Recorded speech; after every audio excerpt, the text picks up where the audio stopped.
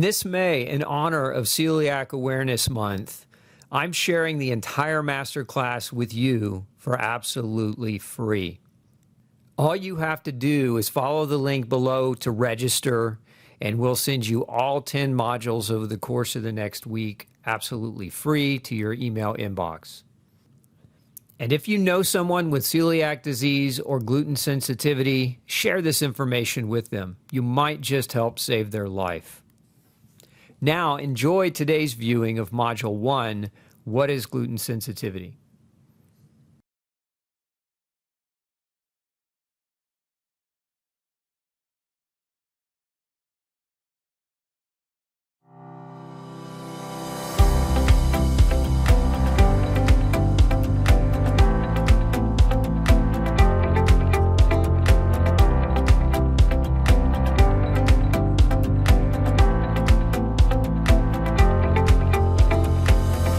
Hi everybody, welcome to the Glutenology Health Matrix. I'm your host, Dr. Osborne, and I am super excited to be bringing to you the world's ultimate masterclass on going gluten-free.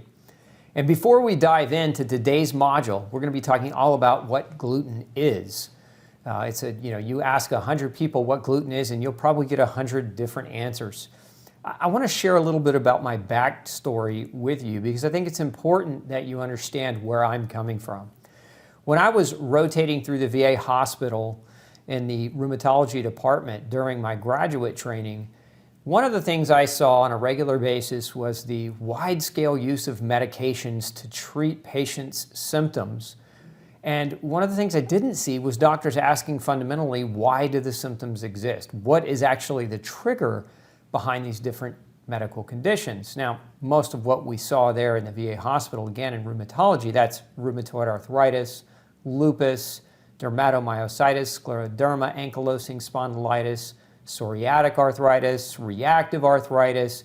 Again, your common run-of-the-mill rheumatological arthritis types of conditions. And all of these, what they have in common is that they're all autoimmune diseases. They're types of diseases where the body and the body's immune system starts to turn and create inflammatory compounds that affect and impact the joints, the muscles, the bones, the soft tissue, creating, in many cases, debilitating pain. And so as a veteran myself, being in the VA hospital, I was watching my fellow soldiers being medicated with these very, very powerful drugs. And when the drugs failed to put the disease into remission, kind of the next step in this process was they would be lined up for surgery and they would have a complete joint replacement done by the orthopedist. So the model in the hospital I was not really super excited about because nobody was asking why the disease existed in the first place. To me, if we're going to be doctors and we're going to try to help people, we should always understand how can we help people help themselves. And so that was just something we weren't doing in the VA hospital. So when I brought that to the attention of my attending docs, I was told, this is the way it's done, don't question the status quo. So then I brought research, because these diseases, as I said, they all had an autoimmune condition or autoimmune component in common. And so I started asking, what do we know about autoimmune disease? What is there? What is available in medical research that helps us understand what causes autoimmune disease better? And the number one thing that kept coming up over and over and over again in my medical research was gluten. Gluten sensitivity at the time, and we're talking over 20 years ago, gluten sensitivity at the time was the only scientifically validated and agreed upon cause for any form of autoimmune disease. In particular, celiac disease. And celiac disease is an autoimmune disease of the small intestine, so unlike autoimmune conditions of the joints and muscles and bones, it was different, but we knew what caused it. And to me, it made perfect sense to explore that as a model in the hospital setting at the VA hospital. I was promptly told no. Nobody wanted to help us explore whether or not gluten could play a role in other forms of autoimmune disease. And so then I went back to the library and I started to find all this research on associations between gluten and rheumatoid arthritis and other forms of autoimmune disease, including things like chronic fatigue and fibromyalgia, other forms of autoimmunity like adrenal fatigue, which commonly When people start to develop adrenal hypofunction, they start to develop muscle and joint pain as well as a result of that dysfunction. So I was pulling all this literature and all this research and saying, look, it's not just celiac disease. We have to be able to attempt some diet change in some of these veterans and see if we can find some improvement. Let's just do a small scale study and let's see what happens. And I was promptly told no, that we're not going to do anything like that. So I'm a tenacious doctor. I went back to the drawing board.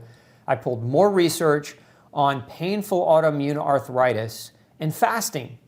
And so what the research on fasting at the time was saying was that if you fasted people with autoimmune arthritis, in many cases you could get pain reduction or pain alleviation in as little as 48 hours. And so what that told me, adding one and one together, right? Gluten sensitivities of food. Fasting somebody and taking away food leads to reduction in their pain and improvement in their quality of life. It only makes sense that it's a possibility that there's something that these individuals are eating that might be contributing to their autoimmune disease. Again, enter gluten and gluten sensitivity. So I brought that up. I brought in all the research that I'd been collecting, and I was again promptly told no. And so I gave it one more attempt. My last attempt in the VA hospital was to introduce the concept of using omega-3 fatty acids instead of steroids and non-steroidal anti-inflammatories as a means to help with inflammation. And there was some interesting research study at the time that showed that in some cases, high doses of fish oil, omega-3 fatty acids, were as effective as non-steroidal anti-inflammatories in pain reduction for individuals in research. And so I thought, okay, well, we already as doctors, the medical professionals are already prescribing prescription fish oil. This is not too far a leap from outside of their comfort zone. Maybe I can convince them to do a study where we look at fish oil and comparatively see whether that manages pain as well as or better than non-steroidal anti-inflammatories. And again, I was promptly told, no, we're not going to do any research like that. And I was told as well to quit asking. So it was, the old saying, 3 strikes and you're out. And that was me, 3 strikes and I was out the door. I was not going to stay in an environment where drugs were being used. Drugs, very powerful drugs. We're not just talking about, a medication that has no side effects. Methotrexate causes damage to the GI tract, severe damage to the GI tract. It's a cancer medication, and it was one of the primary tools that rheumatologists used in clinical practice. Other drugs like non-steroidal anti-inflammatories also damage the gut, caused intestinal bleeding, would deplete nutrients like folate and vitamin C.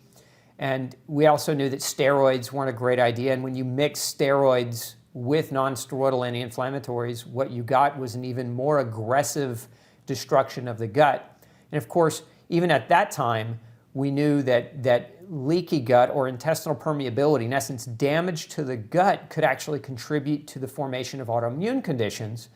And so here these guys were, and these gals, they were being medicated with drugs that can damage their gut, and that damage could perpetuate the very autoimmune condition that they were experiencing. Even though it might reduce their pain, it perpetuated the disease. So again, it came back to one fundamental issue, which is causation. What are the triggers that are creating the disease to exist in the first place? Because we know in autoimmunity, we know for the most part it's not genetic. And the reason why we know that is since the 1950s, we've seen an exponential increase in autoimmune disease. Now, genes don't change that quickly. The environment has changed quite rapidly. The way people eat has changed. The way people have been exposed to chemicals. All of these things have changed. And so we know that those have to play a role in the formation of autoimmunity. But again, going back to gluten, I left the VA hospital because I wasn't allowed to pursue truth. I wasn't allowed to pursue the actual research and what the research was saying in the rheumatological field, even at the time 20 years ago. And so one of my first patients in private practice was a little girl. Her name was Ginger. And when she came to see me, she was about 9, and her mother brought her in. And now imagine Ginger was 2 years old when she was diagnosed with juvenile rheumatoid arthritis. And so her condition was so severe, her knees would swell up. that so severely that she couldn't walk. She couldn't go out on the playground with other kids. She didn't have a social life because she was in such chronic pain. And she actually had a permanent port embedded in her arm as a result of this because she was in and out of the hospital so frequently to have IV pain medication. So for 7 years, from the age of 2 to the age of 9, doctors had her on methotrexate to try to control her disease. And they had her on intermittent bouts of pain medication in the hospital when flares really, really got bad. And so one day the doctor looks at Ginger's mom and he says, "You need to get ready and prepare for Ginger's funeral. She doesn't have probably 6 months left. There's nothing more we can do for her." And so that's actually when Ginger's mom found me. And so when she brought Ginger in, it was a desperate parent looking for an answer, looking for some type of solution outside of your daughter has 6 months to live, prepare for a funeral. I mean, imagine that. Imagine being a parent and being told that. It's a terrible situation. So one of the first things we did is we tested Ginger for gluten sensitivity. And of course, she had a gluten sensitivity issue. And so within 6 months or so, we changed her diet, and she was feeling so much better. She was able to get the permanent port taken out of her arm. She hadn't had any flares. Within 12 months, she was in complete remission. Now, this was simply from a diet change. This little girl, for 7 years, was pumped full of toxic compounds in the name of trying to manage her disease. No doctors ever asked why the disease was there. No doctors ever tried to ascertain the underlying reason. And she was told she was going to die and that there was nothing that medical science could do for her. And all we did, and I say very simply, all we did was change this little girl's diet. And when we changed her diet, we changed her life. And it was at that time that I understood the research I was doing, and I understood at that time, this is where I need to get this information into the hands of more people. And that's when I founded Gluten-Free Society. It was a tool that was used at the time to help get people the information on gluten-related illnesses. And so that's why I'm so passionate about putting on a Glutenology Health Matrix for you. This is the first and only masterclass of its kind, and I am going to dive into so much depth. You're going to know more about gluten than anyone that you've ever talked to once you get through these modules. And in today's module, I'm really excited. We're going to be talking about gluten sensitivity, like what is gluten?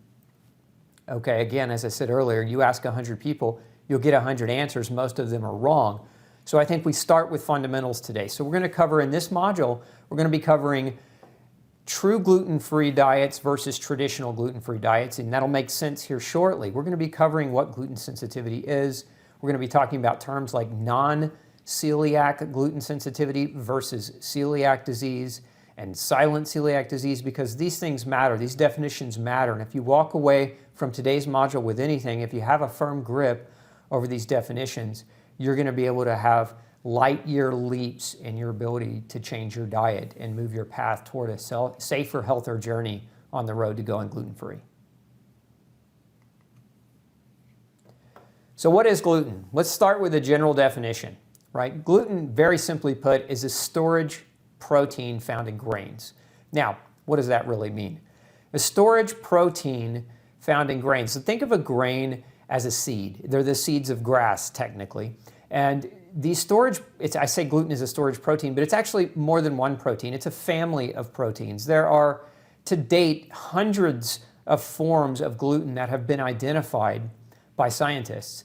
And so it's, we oftentimes refer to gluten as this singular term, but gluten, actually we should use the term glutens because there are more than one type of gluten for sure. So again, as a general category, it's the family of proteins, the seeds, okay, of grass. They're found inside these seeds, and their job is to help provide a source of nourishment for the embryo of the seed. Remember, the job of a seed in Mother Nature's kingdom is to perpetuate its species. So when a grass seed falls to the earth, it gets rained on, it gets dirt on it, it germinates, it sprouts new grass, right? It perpetuates the grass species. And the glutens serve the embryo by feeding it, by giving it foods, proteins, that are critical for its growth, but also these proteins are critical for the protection of the grain seed themselves. Because remember, animals, insects, all types of creatures try to eat these seeds, right? And so the seed itself has to have a way to protect itself because it doesn't have legs and arms. It can't get up, it can't run away, right? So in an effort to protect itself, it's created and crafted highly specialized proteins that can damage the animals trying to eat them. So again, understand when we use the word gluten, we're talking about a family of proteins found in the seeds of grass whose design is to feed the embryo so that the grass can continue to grow and perpetuate its species, but also protect the embryo from being eaten into extinction by predators who eat seeds as a means of survival. So the common grains that we hear about with gluten are wheat, barley, and rye. So if you're looking at a food label and you maybe have gone to the grocery store and you've gone shopping and you're looking at what is and what is not gluten-free, typically what you're going to find is that any product with wheat, barley, or rye contains gluten. And so these are your common foods that contain gluten would be things like, bread, pasta, cereal, bagels, toast. Think of things made from flour in essence, and that includes some beverages like beer. If you're a big beer drinker, it definitely has gluten in it. Cookies, cakes, donuts, kolaches, floured goods. And think of those things, and predominantly that they're made from wheat flour, barley flour, rye flour. Those are going to be what our government and our food agencies define as gluten. But we're going to dive into much deeper definition. So don't go away, because here's what you're going to learn. You're going to learn that our traditional definition of gluten is actually very misleading and not up to date with all of the science that's out there. So let's talk about the botanical definition first. So there's the food labeling definition, which is gluten is a protein found in wheat, barley, and rye that when ingested can increase the risk for somebody developing celiac disease. Okay, that's your kind of classic label definition. And then we have what's known as the botanical definition. And the botanical definition is actually the scientific definition. And it was a scientist by the name of T.J. Osborne who actually originally separated out these different gluten proteins. He figured out chemically how to extract them from different plants. He's actually sometimes referred to as the father of plant protein chemistry. And so what we know about gluten is that gluten is a mixture of proteins, okay, found in all grains. It's composed of two different types of subfractions, or two different types of subproteins. Now, these proteins are called prolamines and gluteolins. Now, the prolamine alpha-gliadin is what most people, most doctors, most facilities that you might go to and get an education around gluten refer to as gluten, alpha-gliadin, which is not quite accurate. Alpha-gliadin is one type of gluten, and yes, it's found in wheat, barley, and rye. But as I mentioned earlier, there are hundreds of gluten proteins, up to 1,000, I think at last count, that have been identified. And alpha-gliadin is just one type of gluten protein. And so again, our labeling laws around gluten are loosely based on this one protein found in wheat, barley, and rye, but somewhat dismiss all of the other forms of gluten. And this is scary, and it's going to make sense in just a minute, so stick with me. I know some of this is pretty scientific and techy, but I think it's important that we get you through this. So again, the scientific botanical definition of gluten is that it's the family of storage proteins found in the seeds of grass that are soluble in alcohol, and they're broken down into two families. We have the prolamines and we have what are called the gluteolins. So all these combined are different types of gluten-based proteins, and they're found in all grain, not just wheat, barley, and rye, but they're also found in grains like oats and corn and rice and sorghum and millet, and we're going to talk about that here in just a minute as well. Now, again, the type of gluten that's related and most commonly referred to as the celiac-inducing gluten is called alpha-gliadin, and alpha-gliadin is only one type of prolamine. Again, prolamine being one of the fractions of gluten. So stay with me on this. We're almost done with the techie part. So let's define what a prolamine is. Okay, a prolamine, like alpha-gliadin, again, is any class of simple proteins soluble in alcohol and usually having a high proline and glutamine content found in the grains of cereal crops such as wheat, rye, barley, corn, and rice. Prolamines are further subclassified into smaller categories, right? It gets, in science, we always like to, go overboard, and when we find out one thing, then we want to go to the next level. So the smaller categories of prolamines are referred to as alpha prolamines, beta, gamma, and omega fractions. And it's the alpha and beta gliadins that are the most well studied as it relates to celiac disease. So again, think of prolamines. There's this big family of proteins. They're gluten proteins, but they're subdivided into alpha, beta, gamma, and omega fractions. And it's the alpha gliadin or the alpha prolamine that is generally recognized as a major contributing factor in celiac disease. So hopefully that is giving you some information to walk away with. Now I'm going to show you a diagram because I think this diagram is super critical and super important, because what this diagram is breaking down is it's breaking down that different grains have different forms of gluten. And again, prolamines, glutalins, alpha, omega fractions. We're talking about gluten as a family of proteins. Okay, so the common glutens in different grains. You can see on this diagram we've got wheat. One of the common glutens found in wheat is called alpha gliadin or gliadin. Okay, and gliadin represents about 69% of the total protein concentration of wheat. And then we have rye. Rye has a different kind of gluten called sicillinin. And 30 to 50% of the protein concentration in rye is this type of gluten. And we have oats. Oats contain a type of gluten called avenin. And we have barley contains hordein. And millet contains a type of gluten called panisin.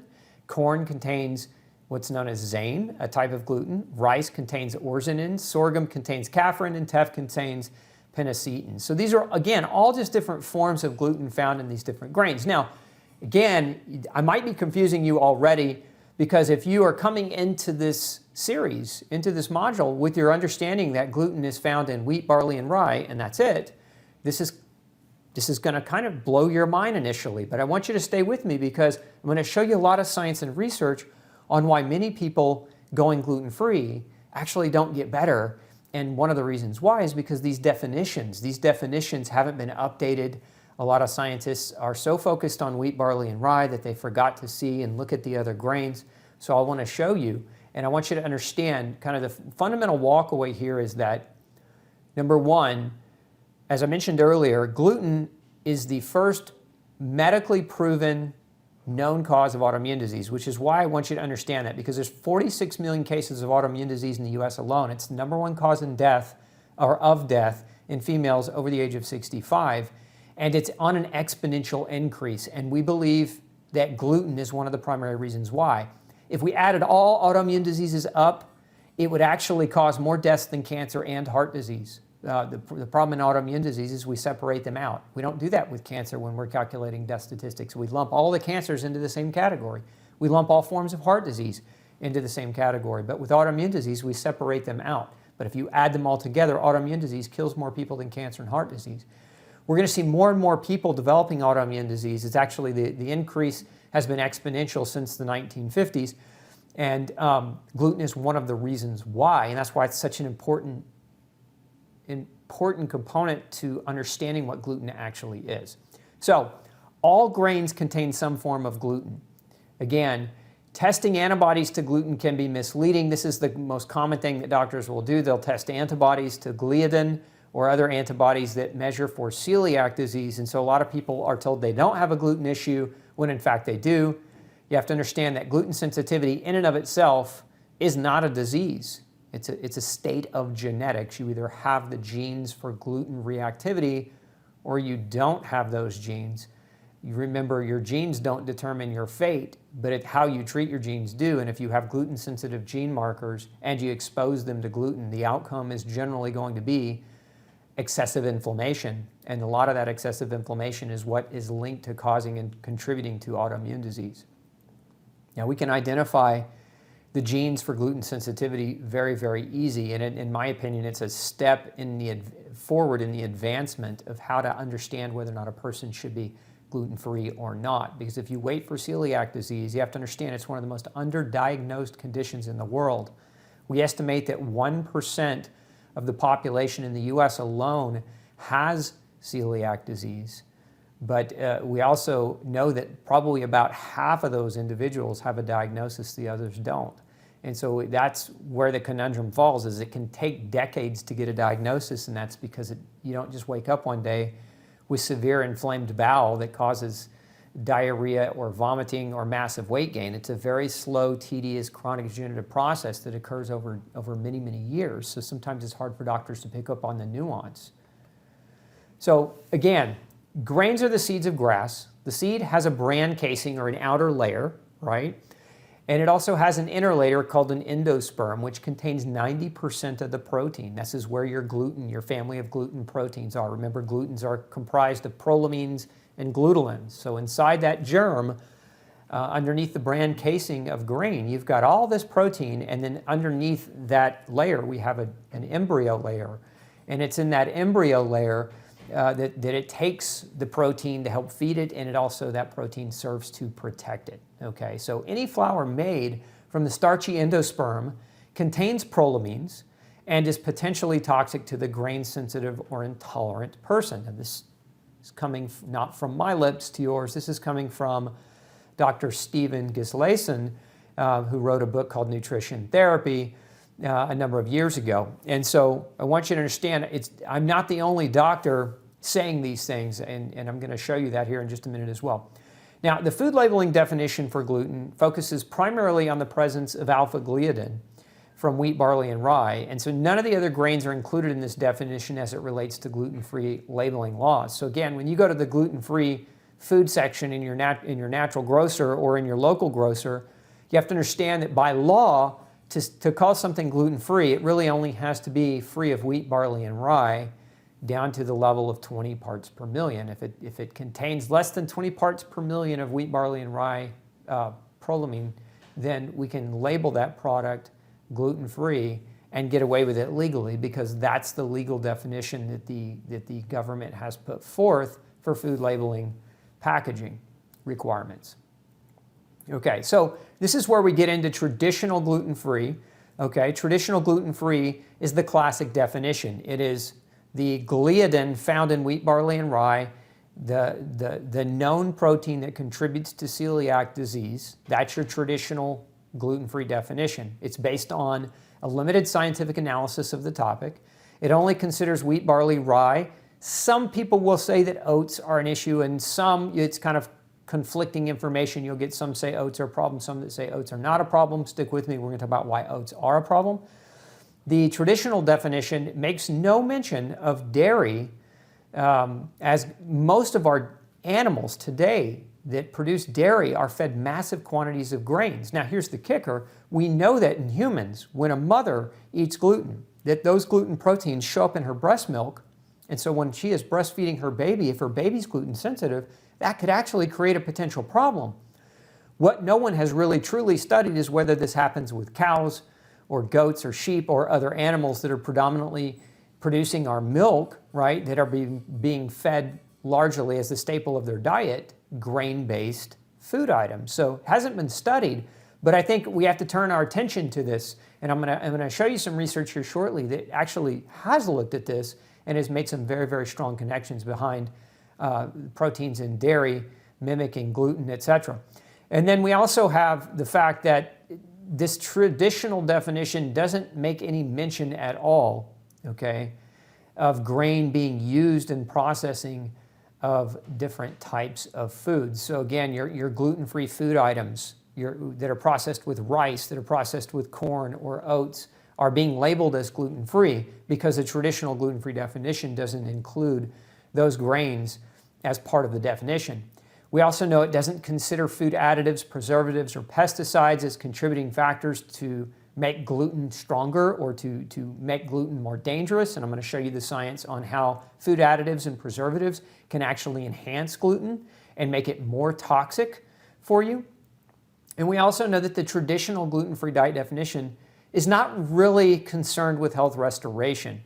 Any of you who are watching this who have gotten a diagnosis of celiac disease probably walked out of the hospital or walked out of the research department with a goodie basket full of products that weren't designed to serve your health. They were designed to, basically they were designed to help you go gluten-free in the traditional sense. These cornbreads and rice pastas and rice breads, etc., that are largely donated to a lot of these hospitals to recruit celiac diagnosed individuals as new customers, right? A lot of these companies will donate money to the hospitals and donate these products to the hospitals so that they can give them to newly diagnosed celiac patients.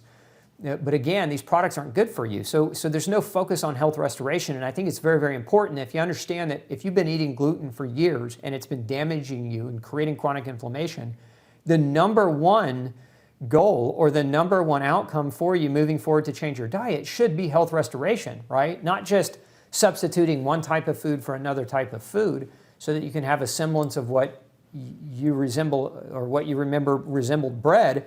It's so that you can restore your health, right? Nobody goes gluten-free for fun. People generally choose a gluten-free diet because they feel better and because they become healthier when they gravitate that way. They don't just like to enforce restrictions upon themselves. And so remember, that traditional definition doesn't include, it only includes wheat, barley, and rye. It doesn't include the other grains. It doesn't include processed food. It doesn't include asking questions about food additives, food preservatives, what is healthy and what is not healthy, and what a person should be eating to restore health. Remember that the goal of going gluten-free is health restoration. And so let's take that definition and now let's bring in what I like to call the true gluten-free diet. Now, the true gluten-free diet eliminates all grains based on comprehensive scientific findings, and I'm going to lay those out for you here, so stick with me. It also looks at the potential for gluten in dairy based on the diet of the animal. It considers processed food as a potential for cross-contamination issues. It considers food additives in GMOs and pesticides, because those play an important role in how your gut is restored and how your gut health comes back to life. It addresses difficult to digest foods also as a potential problem, because remember, many people with gluten issues, gluten can destroy the gut lining and it can destroy your ability to digest food regularly. And if it's done that for 10 or 15 or 20 years, if you try to eat other foods, even though they may be gluten-free, but they're hard to digest, you might still struggle in your gluten-free recovery. And the true gluten-free diet also focuses on health restoration and health maintenance once restoration is achieved. So again, take-home definitions. A traditional gluten-free diet is limited in the quantity of grains you're actually eliminating, and it's not really concerned with health improvement as much as it is dietary restriction and what a person can eat that might not be as good for them, versus the true gluten-free diet, which considers elimination of all grains. It considers difficult to digest foods. It considers food additives, food processing. It considers pesticides and all the other variables in food that can contribute to your recovery, right? Because our focus is on the recovery and restoration of health, not on the manipulation of diet, because we all just love to restrict ourselves. So let's dive into what is gluten sensitivity. Now that you understand what gluten is, let's talk about what gluten sensitivity actually means. So the current yet limited definition, okay, again, traditional versus true definition. The traditional definition is that gluten sensitivity is an immune reaction to the protein gluten found in wheat, barley, and rye, and that the definition sometimes includes oats and sometimes it does not, and that just depends on which scientists that you're reading. But again, you're going to find conflict within the oat category. This definition is often incorrectly used synonymously with celiac disease. And I said this a minute ago. Remember that celiac disease and gluten sensitivity are not the same thing. Very, very important point. So again, the current definition has some inconsistencies, right? One of the biggest ones is oat. Is oat safe? Is oat not safe? Then there's also the inconsistency of using those two terms interchangeably. Gluten sensitivity and celiac disease are used synonymously by most mainstream medical authorities, and that's an incorrect usage of the two terms. As a matter of fact, Dr. Marsh, it was the creator of the biopsy classification scores for celiac disease, created a term known as non-celiac gluten sensitivity because he felt it was important enough to differentiate celiac disease from gluten sensitivity. They're not the same thing. Everybody with celiac disease is gluten sensitive, but not everybody with gluten sensitivity will go on to develop celiac disease, but they might develop other conditions. And so again, you have you've got the traditional definition that tries to use two interchangeable terms that are not interchangeable. It's inconsistent around oats, and it makes no mention of the other grains. So again, it's largely focused on wheat, barley, and rye. Alpha-gliadin is the dominant focus of that traditional gluten sensitivity definition. So now I want to show you some research on why we have to reconsider a new definition. Okay, so what we're looking at here are some studies on corn gluten. Now, corn gluten's nickname is also sometimes referred to as Zein, Z-E-I-N. Some people refer to corn as maize, M-A-I-Z-E. But what you can see here in this study published in the International Journal of Gastroenterology and Hepatology, maize prolamines, in essence corn gluten, right, had low but definite activity even though maize is reported to be harmless. Well, that activity that they're referring to in this study was inflammation. In essence, that corn gluten created inflammation in these patients. This study, look at the date, 1983. It was published, decades ago, and this information is still not common knowledge. This is not new information. Now, you can see in this research study, this was actually a case study more than it was a big study on multiple people, but in this case, it was a young girl with celiac disease that kept developing peripheral neuropathy, and the reason why she was developing it was over cornflakes, and so they wrote her case up because when they took away the cornflakes, the neuropathy went away. So any of you out there that are on a gluten-free diet, or at least think you're on a gluten-free diet, but you're eating the cornbread, the corn pasta, the corn flakes, and you're still struggling, like, take this case study to heart. That might be one of the missing elements to you making the right diet change. And we have another research study, same journal, the International Journal of Gastroenterology and Hepatology, the observation that corn gluten challenge induced an abnormal NO reaction in some of our patients with celiac disease is intriguing, as maize is considered safe and is recommended as the substitute cereal in a gluten-free diet. I don't think it's intriguing. I think it's alarming would probably be a better word. Now, what is this study really investigating? What they were doing was what's called a rectal challenge. They were actually putting corn gluten into the rectums, right, and then measuring a compound or chemical called nitric oxide, which is a byproduct of heavy inflammation, and that's what they found. They found that people that had their intestines were exposed to corn gluten were making inflammation against that, and it was creating potential problems. That study was published in 2005. Now here's another one, published in 2006, corn gluten contributing to persistent antibody response in celiac patients. In essence, in this study, what they found is that celiacs who had gone traditional gluten-free, remember they went wheat, barley, rye-free, but they didn't go corn, rice, sorghum, millet, or oat-free, and they were having continued persistent problems. Well, in this study, they found that corn was one of the major contributing factors to why these individuals were still struggling on their diet. And so this study was published in Plant Foods and Human Nutrition back in 2012. And you can see here that some maize prolamines contains amino acid sequences that resemble wheat gluten immunodominant peptides. So what does that mean? That means that corn gluten, the sequence of many types of corn gluten looked just like the dangerous forms of alpha-gliadin found in wheat. So in essence, these researchers compared corn gluten to wheat gluten and found that corn gluten resembled wheat gluten enough to create a problem. So you can see here they go on to say analysis indicated that other Zeins, other corn glutens, contain similar sequences or sequences that may bind even better to the HLA DQ2, DQ8 molecules. Now what does that mean? So we're going to talk, as we go through these modules, we're going to be talking about the genetics of gluten sensitivity, but HLA are the genes of gluten sensitivity. So when you hear that term HLA-DQ, these are the genes that doctors can analyze to help you understand whether or not you have gluten-sensitive gene pattern. And so what they're saying here is that corn gluten was able to activate the gluten-sensitive genes to produce inflammation, in some cases better than wheat gluten. Very, very important finding here. Because again, most doctors are telling you when you get a diagnosis of gluten sensitivity or celiac disease that corn is perfectly safe and fine for you to consume. This study definitely refutes that information. So what else do we have on corn gluten? We have another study, and you can see this is kind of a conglomeration of many of the studies on corn gluten, but maize prolamines could induce a gluten-like cellular immune response in celiac patients. And so again, if you have gone what you think is gluten-free and you're still consuming corn and you're still struggling with chronic inflammation or you're still struggling with recovery, this might be one of those big reasons why. Again, my opinion, one of the big reasons why we need a major overhaul in the definition of what we're calling gluten in an effort to help educate more people.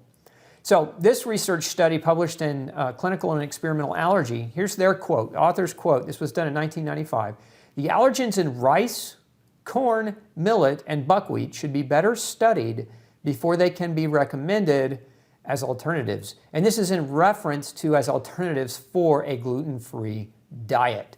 So again, not just me saying this, I'm just kind of the megaphone of the researchers in the grain world who are doing this wonderful research, but it's falling on deaf ears and very few people are aware that it even exists and they're not really mentioning it. So this research study published in the Journal of Pediatric Gastroenterology and Nutrition found that high titers were found in celiac patients' blood when tested against wheat glutenins, albumins and globulins, which are other types of proteins, as well as against barley, oats, and maize. So again, this is a study that found that these patients actually didn't just react to wheat, but they also reacted to oat and maize. And this study was published in 1987. Now, there are a few studies here I'm showing you on rice causing gastrointestinal damage. One out of the journal Pediatrics found that food protein-induced enterocolitis, which is also referred to as FPIES, F-P-I-E-S, food protein-induced enterocolitis, is a condition where different food proteins can cause chronic inflammation in the GI tract. And this study found that rice was one of the most common causes of that. Now, I know a lot of like baby formulas, a lot of products that are gluten-free will contain rice as the primary substitute, supposed gluten-free agent, but we know that rice can induce inflammation of the intestine, and I have actually seen this in a number of cases in my practice over the years. And then we have another study published in the Archives of Disease in Childhood finding that rice is a common and severe cause of food protein-induced enterocolitis or food protein-induced inflammation of the intestine. So again, these studies published in 2009 show that rice might not be as safe as we would suspect it to be in terms of a gluten-free substitute. Now, let's talk about definitional differences. I'm going to put up on the board for you some different terms. Gluten allergy is typically considered to be an allergy or an immune response, meaning the immune system looks at gluten and creates a response to that gluten, and that response generally leads to some type of inflammation, right? So a true allergy, we'll get into here shortly, but a gluten allergy typically considered to be an immune response. Key takeaway there is immune system reacts to the protein. Then we have the term gluten intolerance. And again, sometimes these terms are all used interchangeably. That's why I'm giving you kind of separation amongst their definitions. I think it's important to get better clarity around this. So gluten intolerance is an inability to digest gluten, and therefore the byproduct of that lack of digestion can create problems in the GI tract. Okay, so in intolerance, generally that's what that means. And you've probably heard of lactose intolerance. Lactose is a type of sugar found in dairy, and some people don't have the digestive enzyme capacity to break it down, and so it causes gas, it causes bloating, irritable bowel-like symptoms. Well, gluten intolerance is similar to lactose intolerance in the sense that some people don't have the digestive capacity to break gluten down. It's tough to digest. Remember what we said gluten was. It's a storage family of proteins found in the seeds of grass designed to prevent predators from eating it into extinction.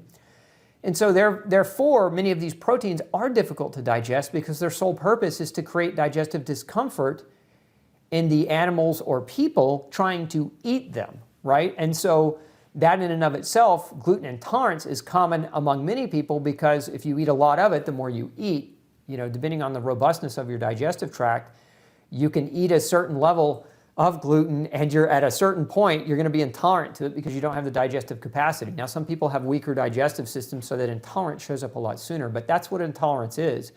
It's an inability to digest that food. Now, when a food doesn't digest in your GI tract, generally what happens is it changes your flora, it changes your microbiota.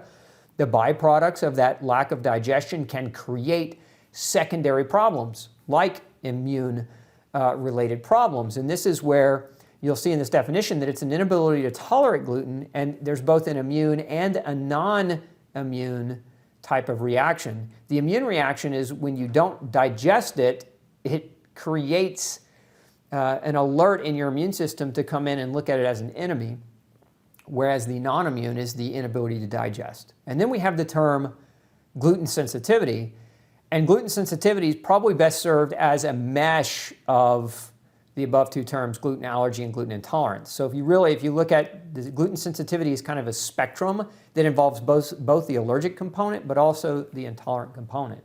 And then you have another term. That term is celiac disease. And celiac disease is an autoimmune disease of the small intestine that's caused by gluten-induced damage. And so again, these are all different in their definition. They don't mean the same thing. You know, I get this a lot. A lot of people say, well, Dr. Osborne, I don't have celiac. Why should I go gluten-free? Remember, celiac is not the same thing as gluten sensitivity. Now, I'm going to show you some proof in the scientific literature on what I'm referring to. Now, you may recognize a few of these names. There was a book written a number of years ago called The Gluten Syndrome, and it was written by a pediatric gastroenterologist out of New Zealand. His name is Rodney Ford, and you can look him up. He's got a lot of books. He's a fantastic doctor. I've interviewed him at Gluten-Free Society a number of times because he brings a lot to the table. But gluten sensitivity has traditionally been used synonymously with celiac disease, and that has been the focus of most research. But Dr. Rodney Ford, in his book, The Gluten Syndrome, he put forth this new definition a number of years ago. And we also have what's known as non-celiac gluten sensitivity. Now, this term was actually put forward by Dr. Marsh. I mentioned him earlier. Dr. Marsh is the doctor that developed the biopsy criteria for diagnosing celiac disease. So he knows a little bit about what he's talking about. And so he created the term non-celiac gluten sensitivity so that people would quit using gluten sensitivity and celiac disease as interchangeable terms. He wanted there to be a differentiation to avoid the confusion that he saw coming. Now, I'm going to put up a diagram on the screen because I think sometimes a picture is worth 1,000 words. So what you're looking at here is gluten sensitivity, okay, on the left-hand side, is not a disease. It's a state of genetics. If ignored, in essence, if you ignore what your genes are capable of doing and you do it anyway, then you can trigger illness. And that's what this is referring to, right? Is that gluten sensitivity is not a disease, it's a state of genetics, but if you eat gluten anyway, you can develop celiac disease as a result of that gluten consumption. Now, that being said, that doesn't mean that everyone who eats gluten is going to develop celiac disease. There are a number of different conditions that are linked to gluten sensitivity. And in Module 2, stick with me in the next module, I'm going to go through the more than 100 confirmed conditions that have a link to gluten sensitivity, and you don't want to miss that.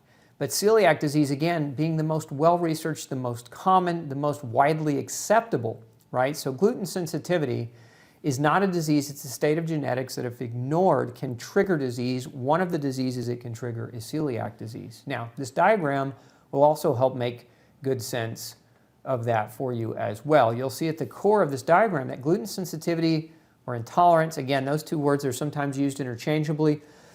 It's not a disease, but it causes disease. And if you look at the diagram representation here, there are a number of arrows: celiac disease, bone loss, asthma, fibromyalgia and chronic fatigue syndrome, thyroid or Hashimoto's, psychological disorders, cancers, rheumatoid arthritis. These are all conditions that we know gluten can either cause or in some cases contribute to, in other cases actually cause. Okay, so let's talk about traditional versus actual definitions. Okay, so again, you've heard me use traditional as we relate it to the definition of what gluten is. Traditional definition of gluten is that it is a protein found in wheat, barley, and rye that contributes to the development of celiac disease. And then you heard me say that the true gluten definition is that it's a family of storage proteins found in all grains that, if consumed, can create an immunological response that can contribute to inflammation and lead to a plethora, a syndrome, if you will, of diseases. So, okay, traditional definition, true definition. We're talking about traditional celiac disease is the only manifestation of gluten sensitivity, is a traditional thought, meaning that most people who don't understand this topic very well think that if you don't have celiac disease, then there's no need to try a gluten-free diet. That's wrong, actually. Okay, the actual is that celiac disease is a rare manifestation of gluten sensitivity. I said earlier that 1% of the population has celiac disease. Well, guess what? It's estimated that 6% of the population has non-celiac gluten sensitivity. So celiac is actually a rare or rarer manifestation of gluten exposure than other conditions related to gluten. So we know that in medicine, the intestinal biopsy is the gold standard for diagnosing celiac disease.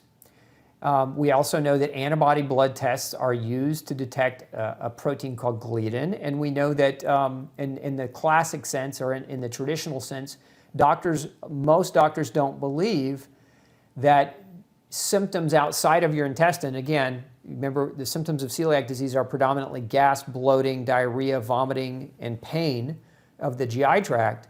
If you don't have those symptoms, most doctors traditionally don't believe that you have a problem with gluten. And so that's what number 4 is referring to, is extraintestinal manifestations of celiac disease are rare. Extraintestinal means manifestations of symptoms of gluten exposure outside of the small intestine. And actually what we know is that extraintestinal manifestations of gluten exposure are more common than the intestinal manifestation. So again, traditional thought processes versus actual thought processes. So the biopsy and blood work are the gold standard for diagnosing celiac disease. The actual is that genetic markers and diet observation are the gold standard for recognizing whether or not going gluten-free is the right move. We know that antibodies tests can be useful but offer very limited information and can offer deceiving information. We're going to talk about that as well. Okay, so here's what doctors are looking for. You know, if you're talking about classic celiac disease, and all doctors in medical school, this is what they're taught as it relates to identification of celiac disease. Here's what I was taught when I went through school. I was taught that celiac disease is very rare. You'll probably never see it. So memorize the symptoms so that you can pass the test. Like that's the basic breakdown. And so we were told, okay, weight loss, diarrhea, stomach pain, bloating, vomiting were the symptoms of celiac disease. And if somebody didn't present in that manner, then you wouldn't never consider gluten elimination as part of your advice or recommendation. But in actuality, symptoms can be, and usually are, systemic, and we know that different people respond in different ways. Let me give you an example of how different people respond in different ways. Let's just use a classic drug like aspirin. Okay, now aspirin last year killed about 13,000 people, not on accident, not because of overdose, just the standard normal use. People don't realize that.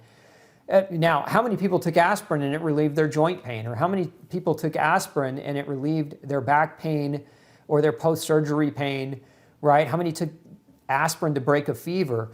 Okay, so you have this whole spectrum of people that take aspirin, but they don't all react to it in the same way. Look, some people, it does help their pain, but for some people, even small doses can cause gastric bleeding. For some people, aspirin can cause an anaphylactic reaction. For some people, aspirin can cause death. It's the exact same drug, right? Well, how can the exact same drug have a different impact or an effect on different people? It's because different people are different by the term, right? And so gluten is much in the same way. You've got gluten. How can giving gluten to different people lead to different reactions? Very simply because they're different people. They're going to have different responses even to the same substances. And so it's important to understand that as it relates to gluten, because so many people are so tunnel visioned in. They're tunnel visioned in on looking at that set of stomach pain, vomiting, diarrhea, weight loss as the primary symptoms. And if that doesn't exist, then they can't fathom that gluten might potentially be a problem. So I'm going to show you some animated diagrams here to help get some of the point across, okay? So an allergy, we said earlier that we were defining gluten allergy, and we said that allergy is an immune reaction. And that's what you're seeing here. So allergy equals an immune reaction. Now there's two kinds of immune responses, broadly speaking or largely speaking. There's what we call acute allergy. And so if you follow the diagram to the left, what you see is an acute allergy, which leads to the production of something called IgE. Now, IgE is a type of antibody, and if you've ever had like ragweed or seasonal hay fever or something along that line, your body was producing IgE antibodies that were releasing histamines. And so you got the watery, teary, itchy, runny nose, fever, elevated heart rate, those types of symptoms that come along with an acute type of allergy. But that also leads to the process of chemical inflammation, and that chemical inflammation can create tissue damage and subsequently can cause disease if it stays around long enough, if that inflammation is persistent long enough. And so the difference between an acute allergy and a delayed allergy, a lot of the difference is in the severity of the reaction, meaning an acute allergy, generally the symptoms are much more severe and obvious, versus a delayed response. The symptoms are oftentimes more subtle and not quite as definable. So when we say I feel tired all the time or I have general malaise, those are like not quite as definable, right? And so those are sometimes symptoms of delayed allergic responses. But then there's also a timing issue. An acute response generally occurs immediately within 3 hours of exposure, whereas a delayed hypersensitivity type of response generally occurs within up to 3 hours and as far out as 3 weeks. So there's this much longer window of reactivity opportunity for a person to have an inflammation reaction. But you'll see, if you look at the right of this diagram, you'll see the delayed hypersensitivity, there's 3 separate branches, right? There's what's known as a T cell response, which is a type of immune cell called a T cell. There's also antibody responses. These antibodies are produced by other cell types in your immune system. And so generally speaking, there's IgG and there's IgM. There's also a type of antibody that's produced in your secretions called IgA. And then there's another antibody called IgD, which we don't know as much about, but the other 3 we know quite a bit about.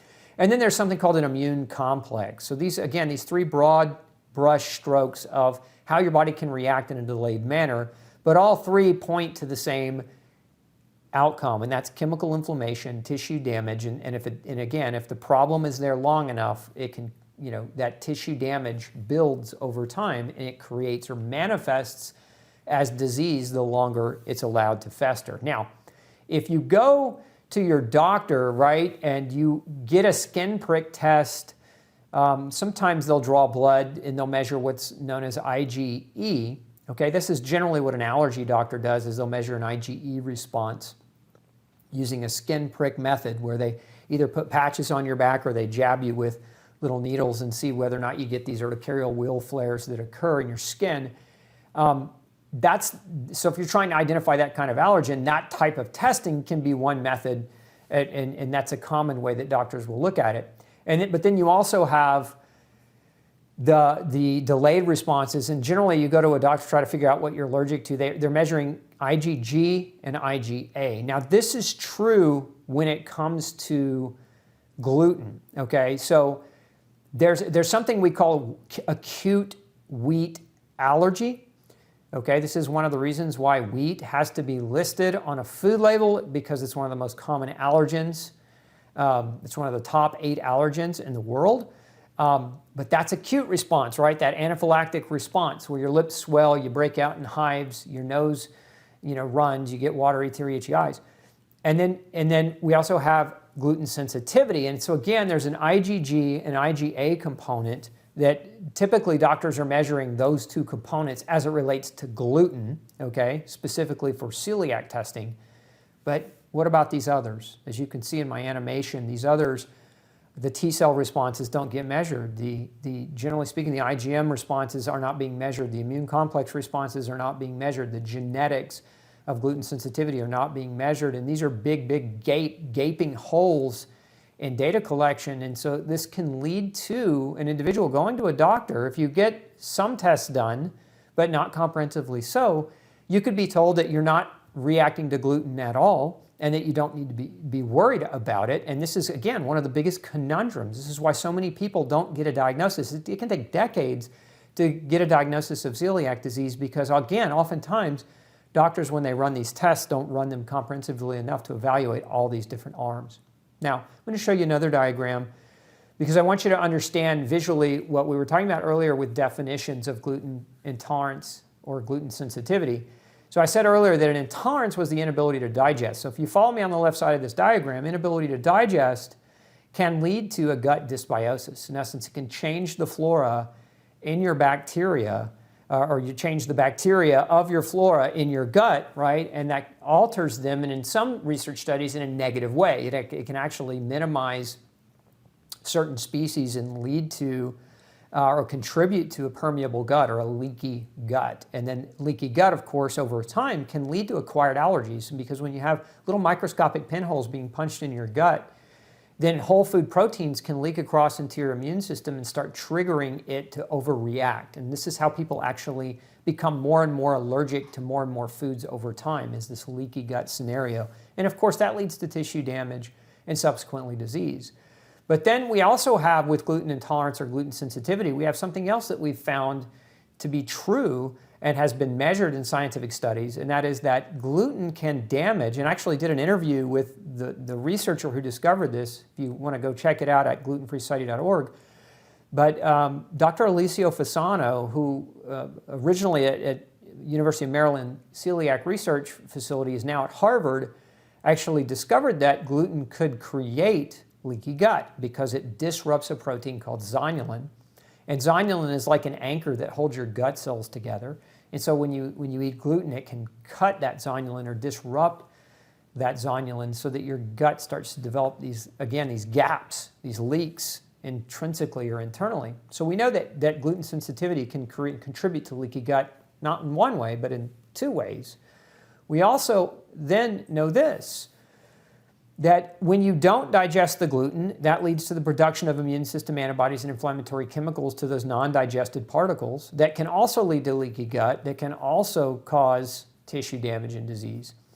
And so there are multiple mechanisms that are happening here. And this is, again, the reason I'm going through all of this step by step with you is because I want you to understand that when you go in and you talk to your doctor, and they are limiting what they're actually measuring with you, and they're not being comprehensive, then you'll at least be able to engage in an intelligent conversation to open the door to potentially additional testing that might help you get an answer. Because many people that have come to me over the last 20 years, one of the common themes I've found is that they'd been to multiple experts and specialists. They've been to Mayo Clinic, they've been to Cleveland Clinic, they've been to 5 GI doctors, they've been to 4 or 5 rheumatologists, and all their tests for gluten were negative. And it, not that they were negative for gluten sensitivity, it's that the way that they were being tested for gluten sensitivity was not comprehensive to pick it up or to early detect it.